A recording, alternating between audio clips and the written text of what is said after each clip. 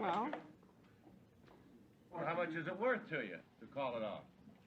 call off A what? million? Would you have done it for $1 million? Revolution? Yeah. What's your price? My life.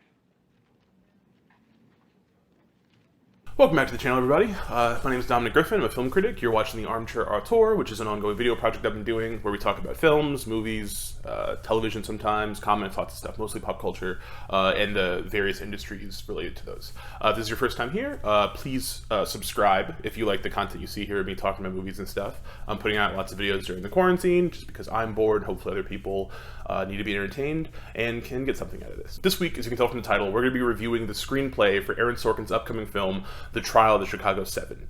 Now, this is not going to be an outright review of the upcoming movie that comes out at the end of the year, because the script that I am going to be talking about is an older draft and probably is going to differ somewhat greatly from the version that comes out in theaters later this year. To get into why we're talking about that, a little bit of background. So the other day I was looking for a movie to watch. I didn't want to watch anything I had to think about too hard, so I ended up rewatching the film Molly's Game on Netflix. Which was written and directed by Aaron Sorkin. It's the first time he's ever directed a movie. Kind of a big deal for the guy. He's been around for a while. Aaron Sorkin, as a storyteller, is sort of like a comfort food figure for me, in the sense that as I've gotten older and as some of my personal politics have changed, I've grown more distasteful of elements of his work than I did when I was younger, but I still hold a strong affinity towards the way he constructs a story, the way he writes dialogue, a little ticks about his style still. Do it for me. I still enjoy his work. I just think that he, as a storyteller, is someone who works best in very specific constraints. Molly's Game is not exactly one of those specific constraints. It's a film that he wrote based on a true story, based on a book, and then he directed it himself, so there's not really any outside figure to kind of rein in some of the things about the way he writes that can grate on me and many other people. In my mind, the ideal Aaron Sorkin project is one that he has written, that is most likely based on some sort of true story based on a book or that was written about a true story, and it has to be paired with a brilliant visionary director who has enough studio power to tell him to knock it off sometimes. The two best films that he's ever written are also, I think, two of the best things he's ever done, which are David Fincher's The Social Network, based on the story of Facebook, and Steve Jobs, directed by Danny Boyle, based on the story of Steve Jobs. And the things those films have in common is that they are very sharply written, and they're more about the thematic and emotional undercurrent of their real-life stories. It's like Aaron Sorkin looked at a big, huge book based on this big, complicated, real-life subject matter, and then found something, an entry point into the material that rang true to him, and then he dramatized that, and then did his usual Sorkin thing with all the, musically influenced dialogue and stuff. And then someone else came in and was like, cut this, cut this, cut this, cut that, and then they made it a really good movie. That's, to me, I think, how he works best. The Social Network, I think, is brilliant. I think Steve Jobs is heavily, heavily underrated as a movie. And what makes them both work so well is that The Social Network is not a huge movie about the logistics of the Facebook legal drama. It's a story about betrayal among friends, kind of, And then if you look at Steve Jobs, it's not about the soup to nuts life story. It doesn't follow all the typical biopic bullshit.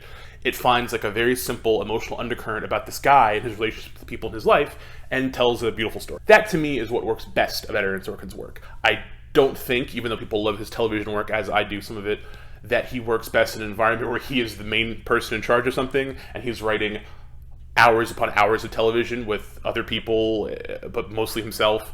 And it's why I think, even though The West Wing hits some very serious heights, some of his later episodes, before he ended up being fired from the show, don't work quite as well. It's why something like Studio 60 just didn't click with people. It's why The Newsroom is so hit or miss. He's someone who, in the world of television, can produce very strong work, but maybe not his best work. I think maybe that's also why he worked so well in theater before coming to television. He's I think singular bodies of work just fit Aaron Sorkin better. So, as I was watching Molly's Game, I thought, what's Aaron Sorkin up to? Because the last I'd heard, he was working on a Lucille Ball biopic, and he was gonna write it and possibly find someone else to direct it, maybe direct it himself, but the entire shtick was going to be about Lucy and Desi and their marriage over the years, but that the entire idea was that the story was going to take place from a table read of one of their episodes all the way through to rehearsing and shooting it, and it would just follow the week of how television used to get made back in the day, and you would see their lives throughout that process. And I thought that was a really unique way to tell a biopic story. I think it's something Aaron Sorkin's very good at, taking a large, kind of unwieldy piece of material and then figuring out how to make it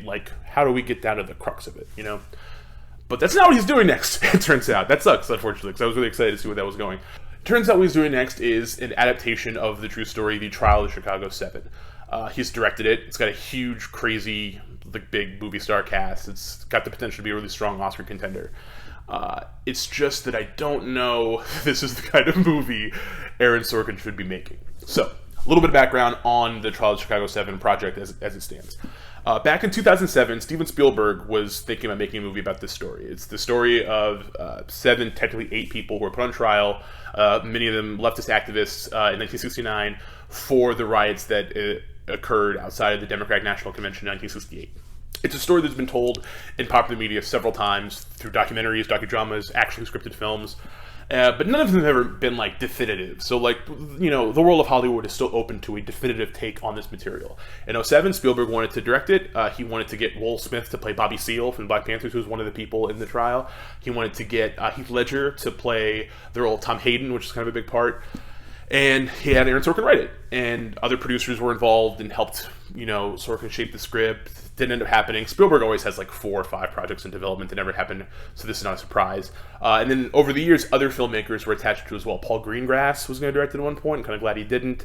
Other people and actors would come and go, you know. And I guess more recently, the project had stalled out. And because Molly's Game was such a critical success, it made sense for Aaron Sorkin to take the script that he'd been working on and off for over a decade and direct it himself. You know, maybe he'd finally crack the code or whatever, figure out how to make it work in today's climate. Maybe. So, I've had this script on my hard drive for like years. One of the drafts from the 2007 era when Spielberg was still producing has been online for like forever, and I never gotten around to reading it. I've read other unproduced Aaron Sorkin projects, like I've read The Farnsworth Invention, which he did as a play, but he also wrote up as a movie that never got made either, which is about the beginning of television. It's pretty good, I guess. And I sort of knew that I knew some of the basics of the story, but not many of them, and I kind of thought, oh, an Aaron Sorkin courtroom drama, that's like an easy layup, right? He loves talking. Courtroom dramas and movies are so much just dialogue and back and forth and people cross-examining witnesses. This could be like a good project for him. But then I did more actual research about this historical event, and I watched other projects about it, and then I read the script, and then I was like, oh, maybe not. Okay, so I'm going to talk about my feelings about the script. I'm going to kind of loosely summarize the plot, such as there is one, and I'm going to talk about issues I had with it just from a pure reading, you know, perspective. But of course, keeping in mind that this is a script that Aaron Sorkin wrote 13 years ago, and it's been rewritten several times since then. This is like a second draft, maybe like a third pass of a second draft. So obviously many things have probably changed. I mean, if you look at like the Wikipedia entry for the film, there are major name actors playing roles that don't have dialogue in the draft that I've read. So clearly things have changed from what I've read to what's been shot and what will theoretically come out later this year. But be that as it may, Aaron Sorkin is not exactly a writer whose work is going to like drastically change, because obviously we've all watched his style and know that in the last 15 years he's not become a vastly different writer. So I imagine many of those things are just going to be like focus changes and like logistics changes and things of that nature. So the gist, the script. The Trial of Chicago 7 opens up, it's a 130-page screenplay. It opens up with what is roughly like an 8 to 10 minute pre-credit sequence or main title sequence that's sort of a huge montage leading up to why there's a trial in the first place. It opens up with heavy cross-cutting set to a Beatles song where we see all of the major players involved in the story, the different activists, their different groups. So you have Abby Hoffman, who is sort of like one of the central figures of the Chicago 7. He's a very like charismatic, outspoken, kind of goofy leftist who was in charge of like the Yippie movement, like that sort of like political party. And then you also have Tom Hayden and all these different guys. And then Bobby Seale, of course, is like a big figure in the story, but who is not part of the Chicago 7 of the story. He's being he's on trial with these other 7 guys, but he's like not affiliated with them. And it just basically runs you through how the riot started, how like why people were protesting in the first place, what the political climate was at the time. But it also intercuts it with like the individual men and their groups, and then like the FBI and all the sort of like counterintelligence people who are against the protest movement, and like how all of this conspires together to create this big violent like outburst in Chicago. And like it's kind of corny, and it's kind of like anything you read in any movie based around like the Vietnam War era. You know, it's very like someone's gonna play Fortunate Son real loud here very soon. But it's necessary to get all of this stuff out of the way so that the meat and potatoes of the film can just be the trial, hence the title, hence that's the focus on this story. And it does a pretty good job of setting up that stuff pretty quickly. It's just that reading it on the page, you're like, yeah, okay, obviously. It's not done with any kind of particular panache. It's just like, here's the shit, and here's the gist. And then from there, it opens up with this guy Schultz, who's like the prosecutor who's going to be actually like trying the case, being given this case in DC, and basically being told, like, you're going to try these guys for inciting to riots at this absurd federal charge that no one had ever been tried at before. And right from the outset, it's very clear that, like, Sorkin is taking this character who is, like, literally a villain in any other adaptation of this story and making him seem like just a guy doing his job, I guess, which is very strange. And if you were, like, in any way unsure that that is the direction the story is going to take this character, when I looked up to see who was cast in this role, it's Joseph Gordon-Levitt. And like, for contrast, there's a 1987 adaptation of the same story that they did as like a TV movie, and in that version, like the judge from Ghostbusters 2, I think, plays this part. It's like obviously a villain part, and I should say at this point, this script, much like every other version of this story that's been filmed before, heavily relies on actual court transcripts. So a lot of the things that are in it, like, you can't make up. A lot of times the dialogue that happens in the courtroom is verbatim, with, like, minor alterations, the dialogue from the actual case.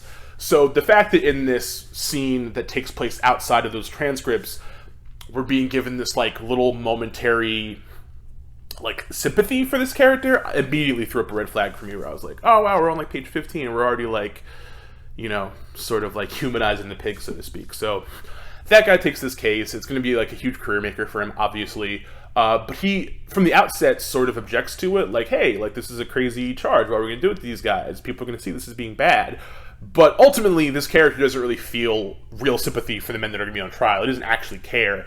It's just like this Aaron Sorkin impulse in all of his stories that if there's like an obviously wrong person, they always have to be made to seem like they're wrong, but they're nice and they're smart and it's okay. Like, see any Republican character he writes in The West Wing or things like that, it's always like, that's like an archetype, like, this guy sucks, but, you know, maybe he could be good, and I hate it. So that's how it starts, and then you jump right into the actual trial, and the trial lasted for like 80 days or something like that. Anything I say in this video about the actual, like, real trial, that if I get wrong, just know that I didn't do, like, real historical heavy research. I did, like, research through, like, documentaries and watching movies and things of that nature, so, like, this is not that kind of video, please. The thing is, once the actual trial gets started, I thought going in, oh, well, if you're going to have to actually tell a story that we have actual court transcripts that are, you know, like, have already been entered into the pop cultural, like, landscape through other adaptations, how is Aaron Sorkin going to, like, Aaron Sorkin this, right? How is he going to make this story, like, his own? How is he going to make what's being talked about in his little kind of like lilt and swing and delivery? And what I figured out is that he basically just tries to use as little of the actual court scenes as possible, if that makes sense. And the court scenes are constantly intercut between real testimony and then, like, backstage conversations between the defendants and their lawyers, and then actual flashbacks to the days of the riot and preceding the riot. So by doing that, you completely shift the rhythm of the way the court drama goes. And lots of movies do this. Lots of movies do courtroom drama where someone's being interrogated or cross-examined or whatever, and then it cuts to what they're talking about. And, like, sometimes you can create drama that way. Here, it doesn't read that way. Here, it just kind of feels like, wow, I have a whole lot of story to get into. And the faster I get into the courtroom, the faster it's going to feel like the movie has gotten started. But even then, I'm still going to have to constantly go back in and plug in context because there's a lot going on here. It's a complicated narrative. The result is just that then the movie doesn't feel like it actually has, like, a plot as much. It just kind of feels like a weird assemblage of back and forths. And because of that, the more they cut away from the courtroom, the more it pulls away from the very obvious drama of the trial. So once we get started, we meet all of our major players. We meet the Judge Julius Hoffman, who for Sorkin's current adaptation is going to be played by Frank Langella. And Hoffman's just like a really shitty judge. He's like really old. They imply heavily in the film and in any other story about this that he was like getting into senility. But even outside of his like losing his mental faculties, he's just obviously a piece of shit. Even though there's, you know, technically 8 men on trial, the film primarily focuses on 3 major figures. Abby Hoffman, who is going to be played by Sascha Baron Cohen in the film, which is going to be weird. Abby Hoffman as a character, like if you're gonna put him in a movie, had such like a dynamic and sort of like vibrant personality, and was so like kind of over the top and like super hippie dialogue and stuff that like any actor who plays him can get really tripped up into near parody. If you've ever seen the film Steal This Movie from the director of Xanadu, starring Vincent D'Onofrio in the role, D'Onofrio has a really strong central performance as Abby, and the film does cover much of the ground of the trial. But like, it's just so much. So knowing that this is going to end up being Sascha Baron Cohen, like already in my head, I'm like, oh fuck, that's going to be a lot to have to watch. And then Tom Hayden, who is sort of like the more level-headed, like, you know, more like practical leftist in the group, I guess. He's going to be played by Eddie Redmayne in the movie. You can already see where this is all going. And obviously the other main figure is Bobby Seale, who will be played by Yahya Abdul-Mateen from Watchmen and Aquaman and stuff. Incredible actor. So those are like the three kind of central guys that get the most stuff. There's other men on trial, but like in the way that Sorkin has told the story, they don't have quite as much screen time. Now, obviously, in this draft, that's how it is. In a later draft, it might balloon to be longer. Maybe they'll all have equal amounts of screen time. But for the movie, it's mostly these guys.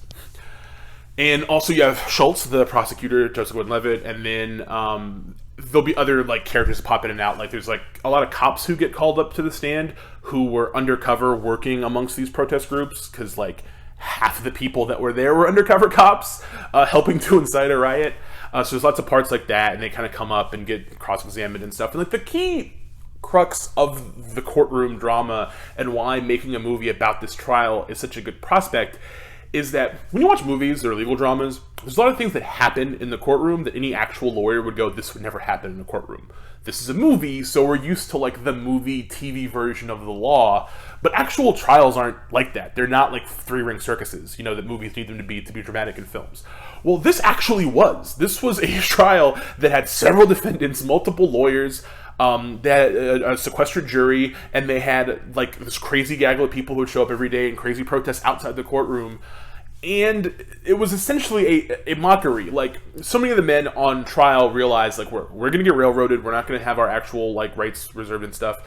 We may as well use this opportunity while these eyes are on us to get our message out. Make the trial about the system, about the establishment, and, like, move our movement. It helped make all these men famous at the time. It helped make them, like, you know, huge figures in the protest movement. But in some ways, it makes the courtroom, like the actual court itself, just like laughable. They're constantly being put in contempt. One of the major figures in this story is William Kunstler, who was a legendary attorney who used to defend all sorts of people who like desperately need to be defended. And then later in the years of his life, he also defended a lot of like shady characters. Like most notably, he defended Larry Davis, like one of the only black men to like kill cops and get off with it. In the movie, Kunstler is being played by Mark Rylance.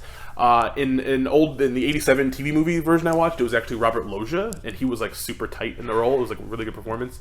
In stories about the trial, Kunstler is always characterized as being like practically a part of the movement, like he like really feeling the solidarity with these guys, being on their side, constantly being held in contempt because he's not going to let like this pony show in the courtroom like undo his men. And like here, the same way that Sorkin finds like something to like about Schultz, this like shitty prosecutor guy who's just doing his job, he does the opposite with Kunstler and kind of makes him come off on the page at least like being a hard-nosed prick who wishes he was prosecuting his own defendants and is just on their side, like, you know, ideologically, but not personally. There's like a lot of back and forth arguing between him and the defendants and stuff. And you can't help but feel like maybe Sorkin finds the drama in the wrong parts of this story. You know, there's like several pages where there's a lot of ideological debate between Tom and Abby, that like Abby is using this opportunity to like become like a popular, famous figure and like hobnob with celebrities. And Tom just had a child recently, so he just doesn't want to go to jail. And, you know, it focuses so much on trying to find hypocrisy on the left, and that anyone who would do anything extravagant in public to try to, like, change the world is, like, an idiot and, like, a child. And then the only right way to do things is, like, the way with decorum. Like, something about Sorkin's work that's always kind of annoyed me when you watch things that he writes is that his characters are always talking about semantics and always getting into full-blown debates about, like, candor and things. And he's someone that falls really heavily into the trap of having characters end debates by talking about what college they went to and stuff. Like, that's just the kind of guy he is. I have actually a master's degree from the University of California at Berkeley. PhD in political economy from Oxford. You have 2 PhDs. In economics. I have a journalism degree from Northwestern. I have an MD from Harvard. I'm a magna cum laude graduate of Princeton. I was president of Cambridge Union on a Marshall Scholarship. And I am never, ever sick at sea. And I'm never ever sick at sea. Like, that's just how he is. That's how his, like, liberal elite friends are. And he writes almost all people to be the same, regardless. And there's a little bit of that in this, and it's not really what the story calls for. So much of the drama of the trial is the fact that the judge and the prosecutor both heavily adhere to small intricacies of, like, court decorum and about civility and, like, speaking the right way and saying this exact thing and sitting up straight and all this stuff, while they are railroading people's individual constitutional freedoms. And it seems like Sorkin would be the perfect person to dramatize that because he's so good at dramatizing scenes about, like, little, you know, people, like, verbally picking each other apart. It seemed that that'd be something he would be great at.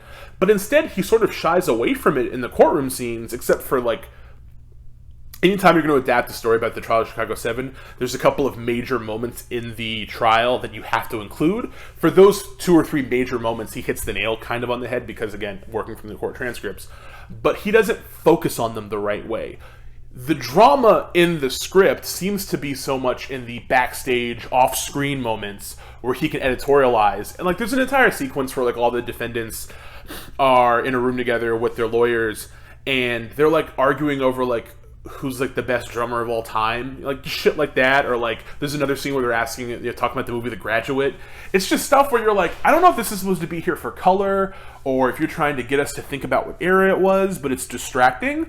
And the script is already 130 pages long, and there's already tons of important material that just gets, like, excised for time. Maybe we don't need this amount of color, you know? It doesn't really do anything for the characters or the scenes. And it's odd to me that he would seek to focus so much on the infighting amongst the defendants and not really draw any, like, useful observations from there. Like, it's like, it's odd to me that he looked at this story and was like, you know where all the real drama is? All of these people who are, like, working together and now are on trial, not about the system out to get them, like, them versus the system. It's like them versus each other and the way they choose to go about going against the system. It just seems like just silly, and it reminds you that as a writer, nothing you can do is apolitical. Like, if you're telling a story, your own personal views tend to, like, come out in that story, and, like, it's very clear that Sorkin and the way he looks at these people and the way he looks at the system is, I mean, the fact that, like, the first person he shows any real sympathy to is, like, the prosecutor. That alone, you're like, oh, yeah, that's how you see the story. And I mean, you know, this is a writing for hire job, so it's possible that maybe if he was working with Spielberg at the time, maybe that's the way Spielberg saw it, but I sort of doubt it. It's just very strange to me. You know, I'm just not a big fan of that direction. But when it does come time to hit, like, the big important moments, like one of the most dramatic moment in the entire movie, like the part that, like, is going to be, like, the huge part in the trailer and stuff when they make this movie, is that Bobby Seale wanted to represent himself because Bobby Seale's actual lawyer was in the hospital after, like, surgery. He could not come and try a case. He was already on trial in Connecticut for, like, falsely for having, like, shot a police officer. So he had to be brought down to Chicago for this trial, and he wanted to be able to represent himself. He didn't want Kunstler or any other lawyers involved or the other guys to represent him. He wanted to be able to have the legal right to represent himself. And the judge refused to let him. The judge constantly, anytime Bobby tries to speak up or ask for, you know, permission to, like, cross-examine someone himself, he's told, you have a lawyer. And, like, Kunstler has to keep speaking up, going, no, I am not his lawyer. And he gets held in contempt. It's this big back and forth. Those moments where, like, the judge is an idiot and refuses to do anything basically decent, and the prosecutor kind of, like, you know, snaps up on it and stuff, those moments of drama are, like, the best things in this story. And here, largely those moments they're not focused on quite the way that I thought they should be. But the main one that gets everybody, for good reason, is Bobby every day keeps getting up and speaking up about not being able to speak for himself, and the judge has, like, the bailiffs remove him, and then when he's brought back in the courtroom, he is bound and gagged. He's, like, strapped to his chair, cannot move, and he has like physical gag in his mouth. He's covered in like stuff so that he can't speak. This is a real fucking thing that happened in a courtroom in 1969 in our lifetimes. Not my lifetime, but in many people's lifetimes. And it's just disgusting. It's horrendous. It's the exact moment in the story where even if you are someone who's a little bit more to the right or a little more center or whatever, and like you don't like the idea of all these people making a riot and breaking windows, like, oh, fucking windows, who's gonna protect the windows? It's the moment where you realize this is really fucked up. In the 87 version of the story, up until this point in the story, the Schultz character is a huge piece of shit, and even he takes pause at this happening to Bobby Seale. In this version, there's no such moment like that. And I kind of thought, wow, Sorkin left in a moment in the beginning of the story to try to humanize this guy, but even in the one moment where he legitimately, on record, acted like decently, he left that out. So like, I don't even know what was going on. As a result, the movie has this kind of lopsided feeling because that moment comes at like really late in the story. He glosses over tons of other parts of the trial, and the flashback sequences do a lot to kind of help show the hypocrisy between like what is being said on the stand versus what really happened, and kind of, you know, like the record of what really happened has the Chicago 7's back in the story, correct, right? But the movie itself doesn't feel like it's focusing on that. It almost seems to say, yeah, like they were railroaded or whatever, but like also maybe if they were like more united front and planned better and were more civil, they could have gotten more done. Like I 100% feel when I read this that argument that like, yeah, they're right, but like, were they right? How right were they? What about this? And even though this is written with hindsight and knowing like that, you know, that entire generation, many of them like sold out, and some of them, you know, were hypocrites in other ways, you know what I mean? Like Abby Hoffman's story is very tragic and involves him being a little bit too focused on the movement and his own personal goals and not his own family. So there's a sequence in the script where Abby and Tom fight about the fact that Tom has a kid and doesn't want to be caught up in this, and then Abby has a kid but doesn't care, and like it's a lot of weird stuff where they're kind of like, I know the movie's called The Trial of Chicago 7, and in real fucking life, these guys were all put on this horrendous trial, and it was this travesty. So it seems odd to me that if you're making a movie about this situation, that you, the writer, would take the time to put them on trial too after the fact.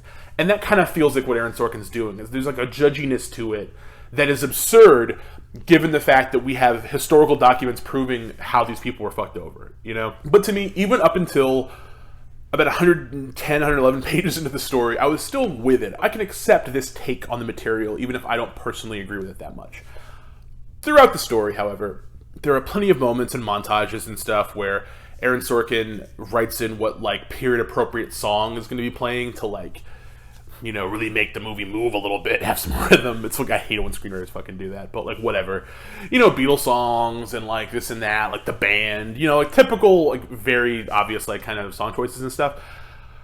But then we get to like around the 110 page mark where the courtroom drama is now lined up with like the actual day of like the riot really happening.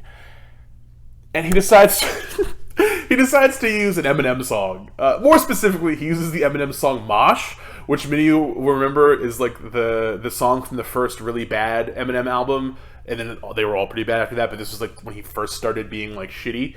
And it's like an anti-Bush like protest song, and it's like garbage. Like even if you agree politically with it, like it's a shitty song.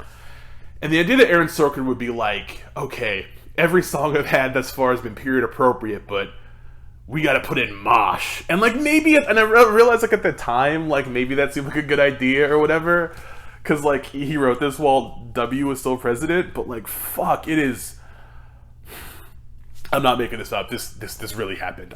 This is a real thing in the script, and I was like, alright, I'm kind of checking out. I have to acknowledge this is just one of the worst things that Aaron Sorkin's ever written, and like that's cool, and maybe he got it better later.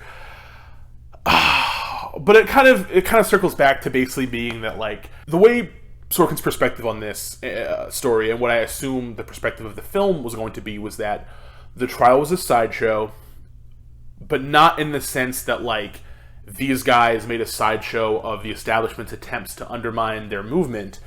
It's like, no, the trial itself is a sideshow. Everything that happened is a sideshow. This is all just a joke. What really matters is the Vietnam War. And the Vietnam War is bad, and we have to end it. So, like, the movie ends in such a way that it completely, like, takes the drama out of the actual court, the actual, like, story. And then the ending of the movie is just a bunch of little postscript, this, like when a true story ends, like here's what really happened, and this happened, and this happened, this person's here today, and then they died, like that type of stuff. It's just that about how the men were all convicted, and then protests got their they were able to get their sentences overturned, and then they never got tried again. And then it shows the timeline of what it took to get to the actual end of the Vietnam War, and how there were larger protests and more people, and it finally ended and stuff. And it's a very like comical reduction of that timeline as it is, but that's like the shtick, right? It's like this all happened, but this is all bullshit. What really matters in the Vietnam War, as though these people who've been on trial this entire time were not supporting that from the start. Like that's not why these things happened to them. That's not why cops were so diehard on making this a violent thing to undermine their movement. It just was such a boneheaded thing to do, man. And when I got to the end of it, I just kind of realized, I know that Sorkin wrote this way because at the time, this was still the era where people in Hollywood were still writing about the Iraq War. And that's what, no matter what you were doing, that's what you were really writing about. That weird post 9/11 era where every film had some like painfully obvious and sometimes boneheaded things to say about politics. And a lot of movies from that era are just not as good as people thought they were. And this movie that technically hadn't gotten made, would have happily joined the ranks, stuff like Lions for Lambs or whatever. And like, it just feels embarrassing that like that's the direction they were going to take with it, and like it misses so much of like what made the story important to history. So like what? Fast forward to now, right? It's 2020. It has been 50 years basically since this happened, and if you look at our current landscape, we currently live in a timeline where there's a big Democratic National Convention coming up. And there's a lot of unrest about it. A person's probably going to get crowned that a lot of people feel like is not the person for this moment. Things are really shitty. There's not, we don't have like the Vietnam War necessarily, but there's other major things going on in the country that it seems like the Democratic establishment is not going to do anything about. And a lot of people are mad. Maybe there are going to be protests. I mean, currently we're also going through a pandemic, so people can't even leave the house. Maybe we can't have protests because we'll get each other sick. It's an odd time for this movie to be coming out. The film that Aaron Sorkin ultimately ended up directing and rewriting, that as far as I know could be very different from the one I've been talking about, is set to come out this September, which is like a prime spot to like come out, make some money, ride off into the Oscar, buzz season, and probably win some awards or whatever. A lot of people involved in this movie seem like they're there just to try to win some awards, and that's cool. Respect that. I get how the process works. But now it's going to come out at a time where things are so uncertain and things are so bad and so weird. And even if Sorkin spent the last several years rewriting it and updating it, everything about him as a person, everything about his political opinions, whenever he's asked things in the media, anytime someone asks Aaron Sorkin what he thinks about what's going on in the world, like in a very where's jaw type of tone, I'm always like, no one cares. Just because you're at the West Wing doesn't mean anyone cares what you think about politics. He's always writing open letters about stuff and, like typical like liberal bullshit. And like, I don't see in 2020 him, through any number of rewrites, getting the story that I've read into shape to be important to the moment we're in now. Because the one thing I see so much in the story of the Chicago 7, 8, 10, whatever, and how it relates to our where we are today is so much of this trial, so much of the courtroom drama comes from the bullshit farce of civility politics. So much of it comes from, you need to speak this exact way, you need to stand up, you need to say things the right way, you need to get in line, and you need to like do things the correct manner if you want to enact change. And it's just depressing to me that so many of the talking points and the tone used in this situation in 1969, I still hear on a daily basis from people in the mainstream media, on news networks, on Twitter, wherever, to anyone fighting for a better world. You know what I mean? Like, you are still to this day listening to people get up and talk about how, well, I agree with you, but you're going about it the wrong way, and I don't like it. Like, don't protest, don't do this. You have to say things the nice way. Don't make mean jokes on Twitter or whatever. Like, there's still this mindset that, like, when people are dying and the world is going really bad, that it is more honorable and mature and adult to attack that problem as, like, pathetically and politely as humanly possible. And that was 50 years ago, it was half a century ago, and so many people are still in this mindset, and so many people don't think that's wrong, and they don't get it, and they don't care. And I firmly see Aaron Sorkin as one of those people. And you know what I mean? And it's just crazy to me that this story is going to be told, theoretically, at the end of the year, at a time where things are more uncertain and crazy than they've been in a long time. And this is the story we're probably going to get. Like, we're going to get a story about, like, how being, like, a freak is, like, bad. And, like, the freaks didn't get anything done, and everyone should have been nicer about it. That's sad. Now, I don't know who could have made the story better. I do think that from a mechanical screencraft perspective, Aaron Sorkin is definitely a guy I would ask to write a movie like this if I had not read this draft. I don't know who should have made this movie. I mean, there's so many talented writers in Hollywood, but for a big project like this, I can see, I don't know, maybe there's a world where David Mamet wrote a version of this. Not one that he directed himself, hopefully, because his politics are also kind of fucked up. But, like,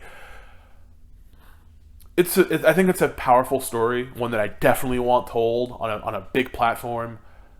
But I just don't want it to be this tone, and I don't want it to be from Aaron Sorkin.